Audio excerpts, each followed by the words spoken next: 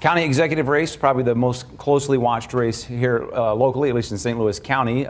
Surprised by the outcome of that race? Well, I think that there was kind of a general feeling that Councilman Steve Stenger was going to upend incumbent St. Louis County Executive Charlie Dooley. I don't think anyone expected he would win by the margin that he won. He won with 66% of the vote and did something that many Republicans have tried in vain to do for years, and that's defeat Charlie Dooley in an election. Of course, this was just the Democratic primary. Yes. Look ahead to November. Do the Republicans have a chance in November? It's going to be tough. St. Louis County has trended more to the Democrat side over the last couple of decades, and I think it's going to be an uphill climb for the Republicans, but I don't think it's impossible because House Budget Chairman Rick Stream, I think, has some alluring aspects to a candidate profile. He's from Kirkwood, which is a major population center.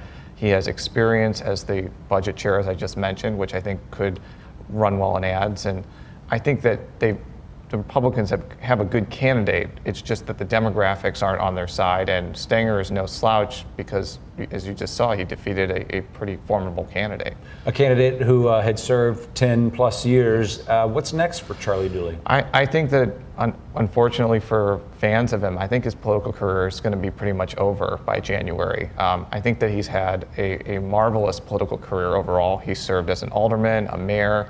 He was the first African American to serve on the county council, and he was the first African American county executive. And I think that he can point to a lot of major accomplishments.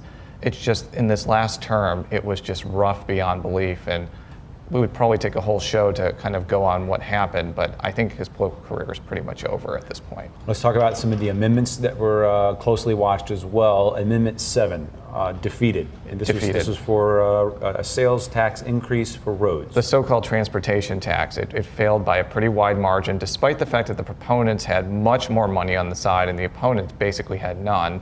And I think it was going to be a tough road, to use my horrible pun, as I did several shows ago. It's okay.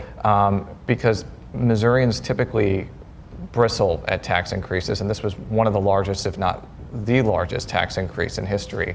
And it failed, and now I think the onus is kind of both on the supporters and the opponents to kind of come up with something else, because even though this particular plan using the sales tax didn't pass, I think there's wide agreement that there needs to be another funding mechanism to fund transportation projects. I think the last time we talked about this on the show, we heard it might be 12 years before this issue is tackled again at the state legislature. Any hope on that front? In 2002, another tax plan failed, and it's 2014 now. That's 12 years.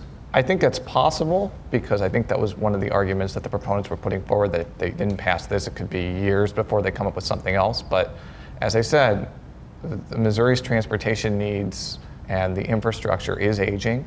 And I think that there will be kind of some pressure for some of the opponents of this, especially in the legislature, to come up with something else, whether it be the gas tax, whether it be tolling or something. But those options aren't very popular either. Real quickly, I want to talk about Amendment 1, the farm amendment passed, but narrowly. Any chance of a recount there? It will probably go to a recount if the opponents want to, but the chances of it getting overturned, I believe, are pretty low. And you know, it goes back to what I've said many, many times, that when opponents of ballot initiatives end up having some money to spend, there's a much greater chance of it losing. And the opponents of this got in some money near the end, and it was very, very close. And I think actually the city of St. Louis may have made the difference. People who ended up voting for that, you know, it only passed by 2,800 votes. So people in the city that voted for it, especially people who may have been spurred on by a robocall by Mayor Francis Slay, I think they actually pushed that over the finish line.